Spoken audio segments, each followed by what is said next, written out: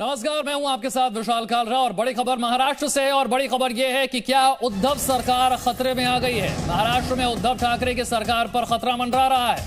उद्धव सरकार में मंत्री एकनाथ शिंदे 17 और विधायकों के साथ गुजरात पहुंच गए हैं, सूरत में है। ये अपनी पार्टी के संपर्क में नहीं है और ये सारा घटनाक्रम शुरू होता है एमएलसी चुनाव की वोटिंग के बाद। एमएलसी की 10 सीटों के लिए वोटिंग हुई और बीजेपी 5 सीटें जीतने में कामयाब रही, जबकि 5वीं सीट जीतने के लिए बीजेपी के पास जरूरी संख्या बल नहीं था। और तभी से यह शक गहराया कि क्या महाविकास अघाड़ी के जो विधायक हैं उन्होंने क्रॉस वोटिंग की है। और जब यह स्पष्ट हो गया उसके बाद से एक और बड़ी जानकारी ये आई कि महाराष्ट्र सरकार के मंत्री एकनाथ शिंदे महाराष्ट्र में नहीं है और शिवसेना के संपर्क में भी नहीं है। तो नीलेश खरे हमारे साथ जुड़ गए समझने के लिए कि एकनाथ शिंदे कहां है, वो क्यों महाराष्ट्र में नहीं है, अपनी पार्टी के संपर्क में क्यों नहीं है। ये बड़ा घटनाक्रम किस तरफ इशारा कर रहा है, नीलेश? जी, मुख्य तौर पर एकनाथ शिंदे कल देर रात से शिवसेना के संपर्क में नहीं है। 17 विधायक उनके साथ है। मुख्य तौर पर वो उद्धव ठाकरे और ठाकरे परिवार से नाराज चल रहे हैं। कारण साफ है, उद्धव ठाकरे का परिवार के प्रति प्यार बढ़ता नजर आ रहा था। आदित्य ठाकरे जो कि मंत्री है और उद्धव ठाकरे के बेटे हैं, उन्हें लगातार महत्व दिया जा रहा था। निर्णय प्रक्रिया में एकनाथ शिंदे को कोई स्थान नहीं मिल रहा था, जिसके चलते वो नाराज चल रहे थे। साफ तौर पर इसका नतीजा रहा कि कल विधान परिषद चुनाव में वोटिंग के बाद एकनाथ शिंदे महाराष्ट्र के बाहर निकल गए हैं। उनके साथ 2 मंत्री भी उनके साथ है, ये बताया जा रहा है, जिनको मिलाकर 17 विधायक एकनाथ शिंदे के साथ है। एकनाथ शिंदे गुजरात बीजेपी के संपर्क में है। गुजरात बीजेपी के जो अध्यक्ष है आरसी पाटिल, उनके साथ वो संपर्क में। और बताया जा रहा है कि एकनाथ शिंदे की पूरी व्यवस्था जो है वहां रुकने की वो आरसी पाटिल द्वारा की गई है। तो साफ तौर पर बगावत शिवसेना में, शिवसेना के 17 विधायक गद्दावर नेताओं के साथ गुजरात में और बीजेपी के संपर्क में 17 ये विधायक। और कांग्रेस में भी फूट नजर आई है कल के चुनाव में। तो कांग्रेस के कुछ विधायक, अगर ये कुल मिलाकर 25 विधायक महाराष्ट्र विकास आघाड़ी का साथ छोड़ देते हैं तो ऐसे में महाराष्ट्र में बीजेपी की सरकार स्थापित हो सकती है। 145 का आंकड़ा है जो बीजेपी को पार करना है मैजिक फिगर के तौर पर महाराष्ट्र में सत्ता में आने के लिए। और साफ तौर पर जिस प्रकार की महाराष्ट्र की राजनीति जिस करवट बैठने की कोशिश कर रही है, वो बीजेपी के साफ तौर पर सत्ता में आने के संकेत और उद्धव ठाकरे सरकार जो है वो गिरने के संकेत देते नजर आ रही है।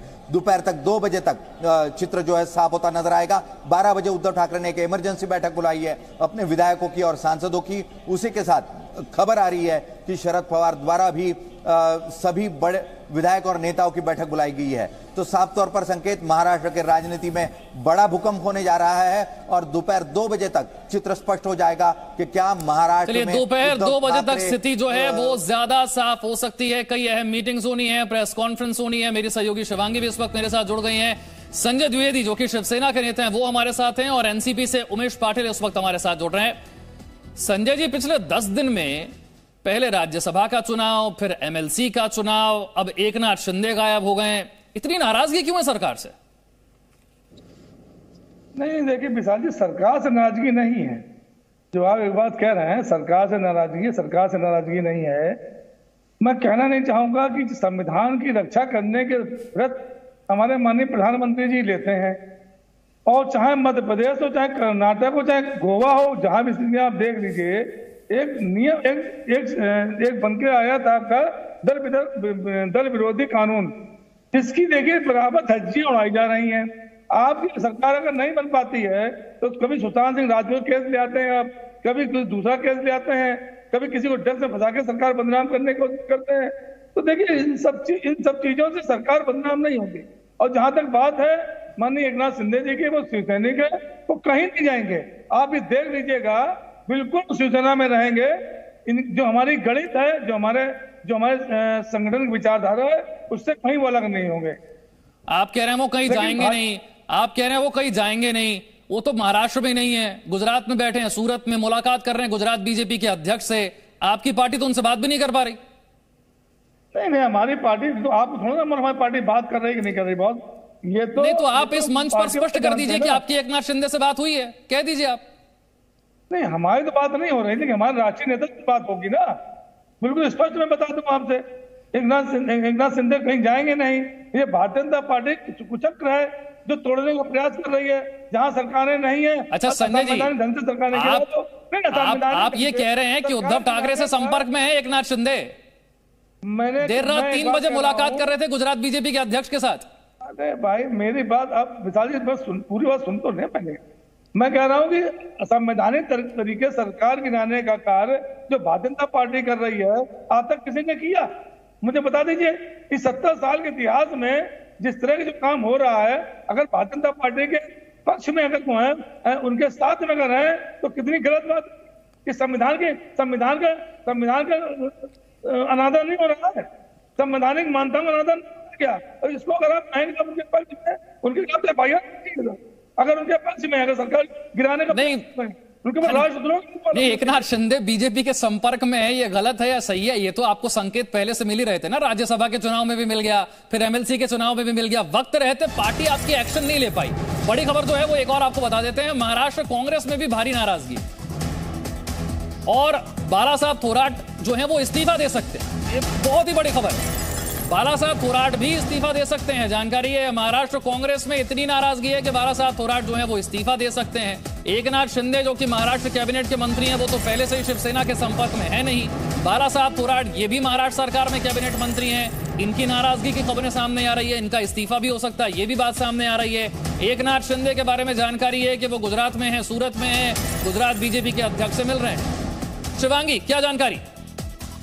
देखिए आपको बता दें कि एक ट्रेंड रहा है महाराष्ट्र में कि जब भी इस तरह की हलचल होती है तो व्हाट्सएप डीपी चेंज करने का ट्रेंड चल रहा है और जितने भी बागी विधायक है इस वक्त कईयों ने अपने व्हाट्सएप डीपी चेंज किए हैं। आपको बता दें कि जब महाविकास आघाड़ी बन रही थी उससे पहले आपको याद होगा कि बीजेपी और अजीत पवार के साथ मिलकर उन्होंने रातों रात महाराष्ट्र में सरकार बना ली थी। उस वक्त भी व्हाट्सएप पर हमने देखा था कि कैसे सुप्रिया सुले ने एक बहुत ही भावुक पोस्ट रखा था। तो इस वक्त भी वही हलचल है और जहां तक संजय जी बता रहे हैं शिवसेना के नेता कि हमारे अंदर कोई लड़ाई नहीं है, तो उनसे जरा ये सवाल जरूर पूछा जाना चाहिए कि इतने दिनों से ये सारे नेता बागी हो रहे हैं और संजय राउत से खासकर एकनाथ शिंदे की क्या नाराजगी है? क्योंकि संजय राउत को जिस तरह से तवज्जो दी जा रही है, आदित्य ठाकरे का वो जिक्र कर रहे हैं, तवज्जो दी जा रही है, क्या इस बात से एकनाथ शिंदे नाराज है या फिर कारण कोई और है? वहीं अगर हम बात करें कि इस वक्त क्या मौजूदा परिस्थिति है, देखिए न सिर्फ शिवसेना में बल्कि अब एनसीपी से लेकर कांग्रेस जितनी भी महाविकास आघाड़ी की सरकार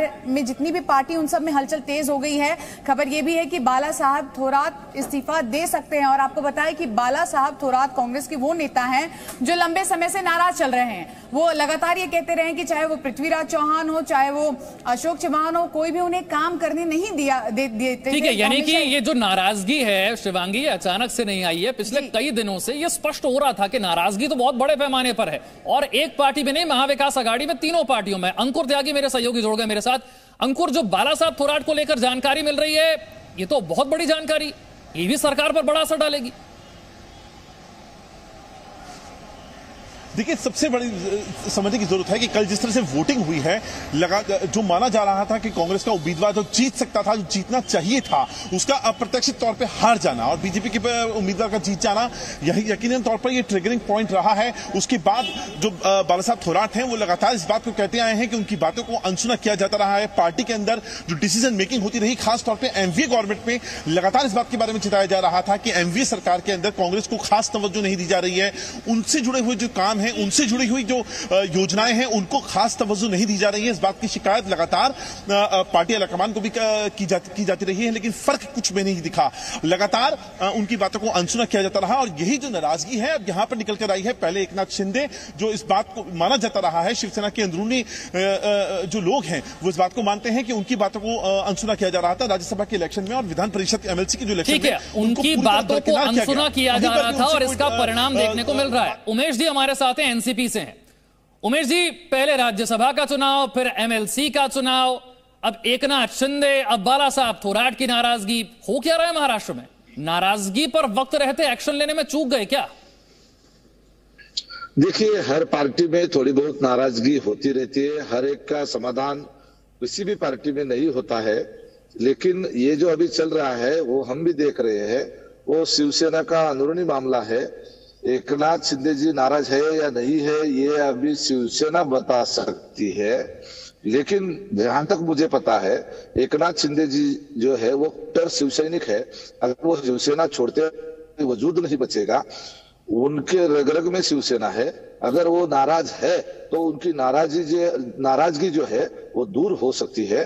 शिवसेना के आला कमान जो है उनके संपर्क में आएंगे और जो भी उनकी कुछ खामियां रही होगी वो उनके साथ बातचीत करके सुलझा सकते हैं। एकनाथ शिंदे जो है वो अगर शिवसेना छोड़ते हैं तो उनका कोई वजूद नहीं रहेगा, वो उनको भी मालूम है। और वो शिष्य रहे हैं आनंद दिघे के। आनंद दिघे जी जो है वो ठाणे में जो शिवसेना पहली बार ये महाराष्ट्र में सत्ता में आई थी और महाराष्ट्र में शिवसेना का पहला गढ़ जो है वो ठाणे जिला है। और उस ठाणे जिले में एकनाथ शिंदे का बहुत बड़ा वहां उनकी ताकत है और उनकी ताकत जो है वो शिवसैनिक है। तो ये शिवसैनिक जो है, शिवसेना का एक उनका खुद का वैशिष्ट्य रहा है कि नेता अगर किधर भी जाता है तो शिवसैनिक जो वो अपनी जगह से हिलता नहीं है और वो शिंदे जी को बहुत सालों से मालूम है, इसलिए वो सीधा छोड़ के नहीं जाएंगे। अगर नाराजगी होगी तो वो प्रदर्शित कर सकते हैं, तो लेकिन उनकी नाराजगी।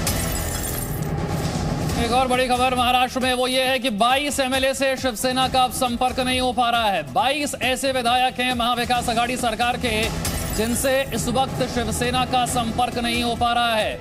और एकनाथ शिंदे तो पहले से ही सूरत में है, गुजरात में है। नीलेश खरे मेरे साथ और जानकारी के साथ है। नीलेश, ये आंकड़ा तो बढ़ता ही जा रहा है विधायकों का, 22 एमएलए संपर्क में नहीं। जी, मुख्य तौर पर शिवसेना के 17 और 5 निर्दलीय विधायक जो कि शिवसेना सरकार को समर्थन दे रहे थे, कुल मिलाकर 22 विधायक जो है इस वक्त शिवसेना के और महाराष्ट्र विकास आघाड़ी सरकार के संपर्क में नहीं है। और इसी को जांचने के लिए उद्धव ठाकरे द्वारा 12 बजे एक महत्वपूर्ण इमरजेंसी बैठक बुलाई गई है, जिसमें सभी विधायकों को बुलाया गया है, सांसदों को बुलाया गया है। और यहीं पर यह खबर साफ होती नजर आ रही है कि कुल मिलाकर 22 विधायक जो है वो महाराष्ट्र विकास आघाड़ी के संपर्क में नहीं है। ऐसा होने पर साफ तौर पर बीजेपी सत्ता स्थापित करने का दावा कर सकती है। यह गुट बीजेपी को जाकर मिल सकता है। और इसी स्थिति को भांपने के लिए, इसी स्थिति में अपडेट रहने के लिए शरद पवार द्वारा भी एक महत्वपूर्ण बैठक बुलाई जाने की खबर सामने आ रही है। शरद पवार भी अपने विधायकों के साथ, अपने नेताओं के साथ आज दोपहर एक अहम बैठक करेंगे, जिसके बाद चित्र साफ होगा कि क्या महाराष्ट्र में महाराष्ट्र विकास आघाड़ी सरकार रहेगी या फिर। अच्छा नीलेश, ये भी समझना जरूरी है कि जो 22 विधायक हैं इसमें सिर्फ शिवसेना के और निर्दलीय ही हैं या फिर एनसीपी कांग्रेस वाले भी हैं? जी, इस वक्त जो खबर मिल रही है उसके अनुसार शिवसेना और कुछ कांग्रेस से जुड़े विधायक इसमें शामिल है। कुल मिलाकर 12 निर्दलीय विधायक महाराष्ट्र विकास आघाड़ी सरकार के साथ है, जिसमें से 5 विधायक जो है वो शिवसेना द्वारा महाविकास आघाड़ी के साथ जुड़े थे। तो ये निर्दलीय विधायक और एकनाथ शिंदे के साथ जो कुल मिलाकर 17 विधायक है, वो कुल अगर मिला लिया जाए तो 22 विधायक हो रहे हैं। और ये 22 विधायक जो है इस वक्त महाराष्ट्र विकास आघाड़ी सरकार के संपर्क में नहीं है। उसमें से कुल 17 विधायक जो है वो इस वक्त सूरत में है एकनाथ शिंदे के साथ। और जानकारी मिल रही है कि दोपहर लगभग 2 बजे से पहले एकनाथ शिंदे भी एक प्रेस कॉन्फ्रेंस कर सकते हैं और उस प्रेस कॉन्फ्रेंस में वो अपनी भूमिका जो है वो स्पष्ट कर देंगे। अच्छा नीलेश, यहाँ पर ये बड़ा अजीब है कि पहले जानकारी जो आ रही थी 11 विधायक, फिर 17, फिर 22, यानी कि ये अभी ठीक आंकड़ा किसी को भी नहीं पता कि कितने ऐसे विधायक हैं जो संपर्क में नहीं। ये संख्या और बढ़ सकती है। जी, मुख्य तौर पर महाराष्ट्र के राजनीति में लगातार ये बात होती रही कि 30 से 35 विधायक एकनाथ शिंदे के साथ है। एकनाथ शिंदे का कुल गुट जो है वो 30 से 35 विधायकों का है। तो अब तक ये साफ तौर पर कोई उभर कर सामने नहीं आया है कि वो एकनाथ शिंदे के साथ है। पर उन 35 विधायकों में से जो साफ तौर पर बागी हो सकते हैं वो 20 से 22 नजर आ रहे हैं। तो जैसे जैसे संपर्क हो रहा है विधायकों से शिवसेना द्वारा, अन्य लोगों द्वारा, तब साफ हो पा रहा है कि ये विधायक जो है वो नॉट रीचेबल है और वो एकनाथ शिंदे के साथ हो सकते हैं। तो 17 विधायकों की साफ तौर पर जानकारी है कि 17 विधायक एकनाथ शिंदे के साथ है, जो कि सूरत से जानकारी सामने आ रही है। जो बीजेपी के वरिष्ठ नेता है गुजरात के, उनके द्वारा ये आंकड़ा सामने आ रहा है। 5 विधायक जुड़ रहे हैं जो कि संपर्क में नहीं है। क्या वो गुजरात की तरफ रवाना हुए हैं, क्या वो अपना फोन स्विच ऑफ करके बैठे हैं, या कल देर रात चुनाव होने के बाद क्या वो अभी भी सोए हैं, इसका चित्र जो है वो अब तक साफ नहीं हो पाया है, पर 22 विधायकों का आंकड़ा जो है वो अब इस वक्त सामने आता नजर आ रहा है। संजय जी शिवसेना से हमारे साथ है। संजय जी, कोई भी नाराजगी रातों रात तो होती नहीं है। पहले राज्यसभा का चुनाव, फिर एमएलसी का चुनाव, अब एकनाथ शिंदे के साथ 17 विधायक, अब तो 22 विधायक संपर्क में नहीं है। आप भी जानते हैं नाराजगी धीरे धीरे बढ़ती है। इतने बड़े स्तर पर यह नाराजगी पहुंच जाएगी, शायद आपको इस बात का अंदाजा नहीं था, या अंदाजा था और वक्त रहते एक्शन नहीं ले पाई पार्टी? विशाल जी, सरकार ना गिरेगी, आप देख लीजिएगा। भारतीय जनता पार्टी का जो कुचक्र है महाराष्ट्र में नहीं चल पाएगा। ये स्पष्ट मैं आपसे बता दूं कि सरकार वहां पे जैसे चल रही है वैसे चलेगी, और सरकार को गिरा नहीं पाएंगे कितना प्रयास कर ले। पहली बात तो सरकार कॉमन मिनिमम प्रोग्राम पे बनी चल रही है। सरकार में जो भी शामिल हैं, हमारे चाहे विधायक हों चाहे वो हो, वो पार्टी से जुड़े हुए लोग हैं।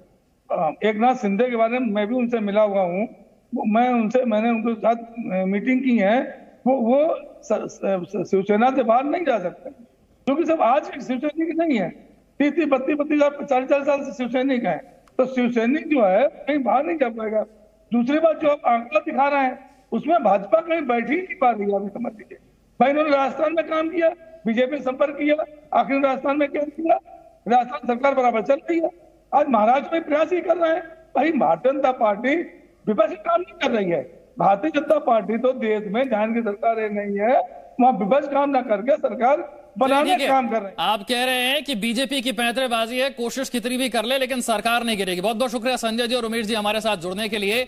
और महाराष्ट्र की सरकार पर, उसकी सेहत पर खतरे के बादल मंडरा रहे हैं, यह जानकारी मिल रही है। अब 22 एमएलए ऐसे हैं जिनका शिवसेना से संपर्क नहीं हो पा रहा है। उद्धव ठाकरे ने 12 बजे अपने विधायकों की बैठक बुलाई है। शरद पवार ने भी एनसीपी के विधायकों की बैठक बुलाई है। शिवसेना के सांसद भी शिवसेना की मीटिंग में पहुंचने जा रहे हैं। संजय राउत जो दिल्ली आने वाले थे, उनका दिल्ली आना जो है वो अब रद्द हो गया है। एकनाथ शिंदे जो कि महाराष्ट्र कैबिनेट के मंत्री हैं, शिवसेना के बड़े नेता हैं, वो इस वक्त गुजरात में है, सूरत में है। वहां पर गुजरात बीजेपी के अध्यक्ष से उनकी मुलाकात हुई है। ये घटनाक्रम किस ओर इशारा कर रहा है, इस पर हमारी नजर बनी रहेगी। वक्त एक छोटे से ब्रेक का है। Presenting B News app, available on Google Play and App Store. Download it now.